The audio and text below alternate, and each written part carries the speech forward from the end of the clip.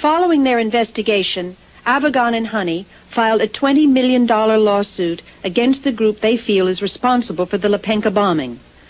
Representing them in this potentially explosive case is Daniel Sheehan and the Christic Institute, a public interest law firm that has successfully prosecuted cases involving Karen Silkwood, 3 Mile Island, and the Ku Klux Klan in Greensboro, North Carolina. The defendants in the Lepenka suit include Theodore Shackley, Thomas Clines, General Secord, and others with connections to the CIA and the White House. You've spoken very highly of Thomas Clines and Rafael Quintero. Yes, sir. And you indicated that you'd use the services of both in your Contra or Iran project, some of them.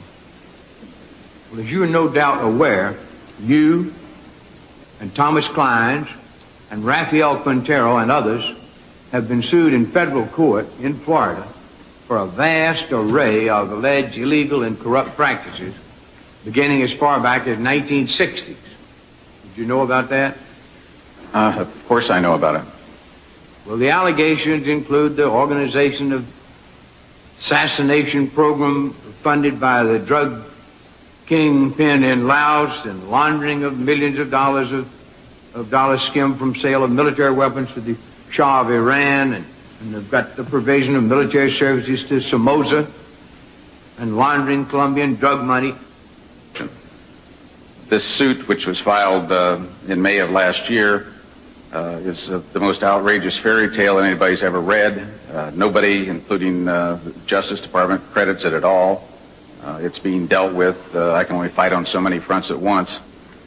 I regard that one as a rather minor threat, which will be tossed out of court shortly. Thank you very much. The hearing will stand in recess until 2 p.m. this afternoon.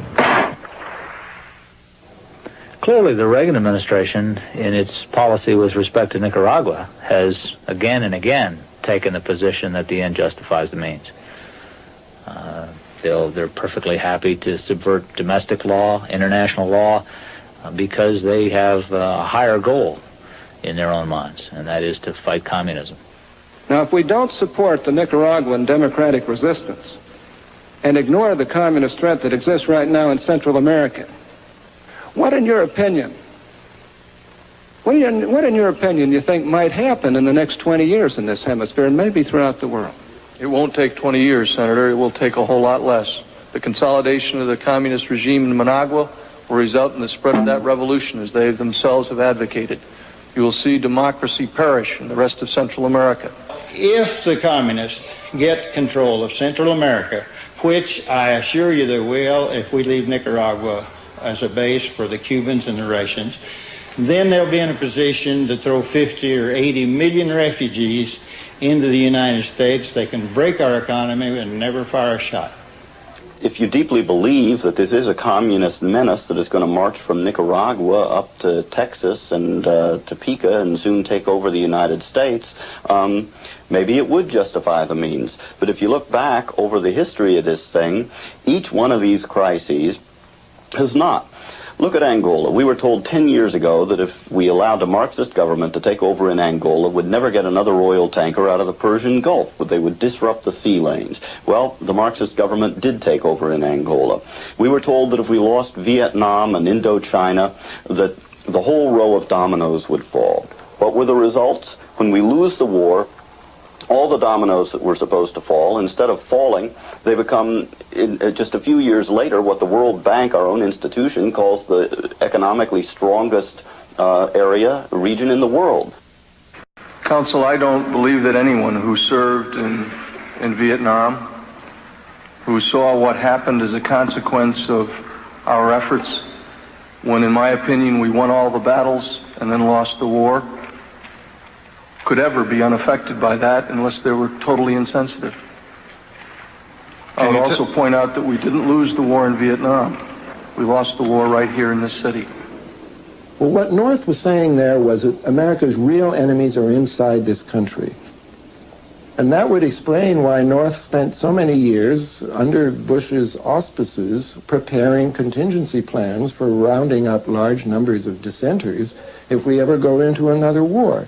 Now, you'd have thought that the committee would have been outraged by North's sort of declaration of war with a large segment of the American people, but instead of their disagreeing with them, most of them actually agreed with him.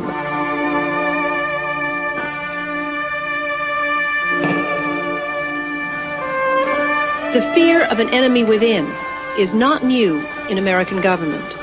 In 1942, amidst the hysteria following the bombing of Pearl Harbor, over 100,000 Americans of Japanese descent were rounded up and put into mass prison camps. They were accused of no crime, given no trial, but remained incarcerated for several years. This internment of Japanese Americans is thought by many to be one of the darkest moments in American history. But could it happen again? Concomitant with this whole operation and Oliver North's involvement in it was a plan to suspend the United States Constitution, as they've referred to it, under a state of national emergency on the part of the president. Where that comes from is a specific program called Rex 84, Readiness Exercise, number 84, for 1984. And it was undertaken under the Federal Emergency Management Agency. Now, this was a national executive branch agency that was originally set up at the very end of the Carter administration to do nothing more than to coordinate the national flood relief, hurricane relief, Red Cross stuff, things, to get the government programs all brought under one umbrella so they could coordinate them.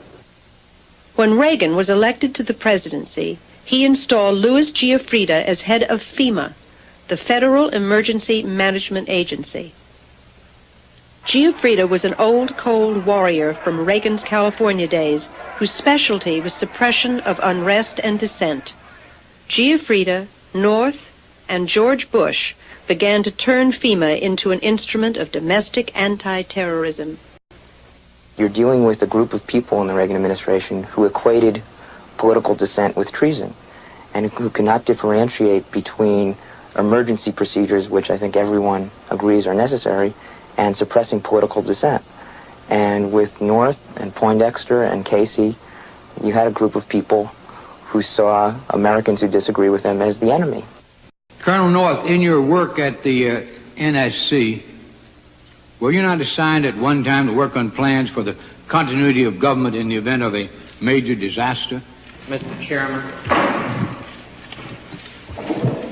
I believe that question touches upon a highly sensitive and classified area, so may I request that you not touch upon that, sir. I was particularly concerned, Mr. Chairman, because I read in Miami papers and several others that there had been a plan developed by that same agency, a contingency plan in the event of emergency that would suspend the American Constitution. And I was deeply concerned about it and wondered if that was the area in which he had worked. I believe that it was, but I wanted to get his confirmation. May I most respectfully request that that matter not be touched upon at this stage. If we wish to get into this, I'm certain arrangements can be made for an executive session. And tragically, the only member who got close was Jack Brooks, and he was stopped by the chairman. But the truth of the matter is that, yes, you do have those standby provisions, and the plans are there, and the statutory emergency plans are there, whereby you could, in the name of stopping terrorism, apprehend, invoke the military, and arrest Americans and hold them in detention camps.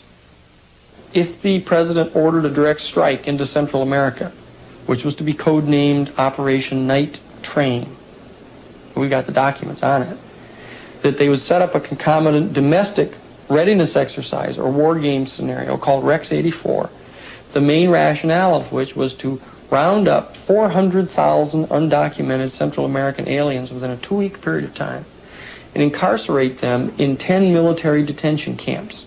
They rehearsed this, but of course if you were rehearsing the rounding up of 500 million aliens, you have also rehearsed the rounding up of 500,000 critics of the administration.